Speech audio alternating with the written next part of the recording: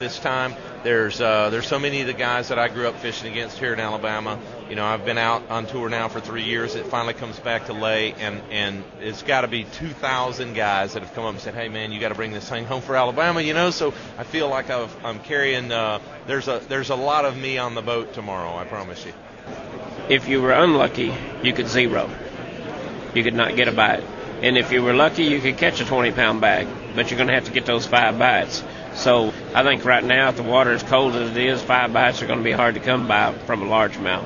So I'm probably going to catch a limit of spots and then start largemouth fishing. Oddly enough, I mean what I have found is not so much shallow water, and not going to say that a shallow crankbait bite is not going to play into how a guy wins it. They're not up where guys like myself and Matt Herron, Russ Lane, you know, we'd really like it to be 55-degree water temperatures and we could go do our deal. You know, there's going to be somebody in here that's going to catch them and catch them good. But overall, for the rest of the field, I think it'll be a tough tournament. But there's going to be 1 or 2 guys that's got them figured out, and I just hope I'm one up.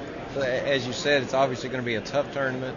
And mentally, there's a lot of the 51 anglers that all they want to do tomorrow morning is catch a fish to walk across that stage. They don't want to be one of those guys that zero. Well, a lot of those, you can count them out. They are not even thinking about winning the tournament. In this event, you have to swing for the fence from the minute you put your boat in the water on Friday morning. I mean, you have to go all out. There is no, well, I'm just going to go catch a limit, and then where you have to go all out all day long for 3 days. And somebody asked me earlier about it's anybody's tournament.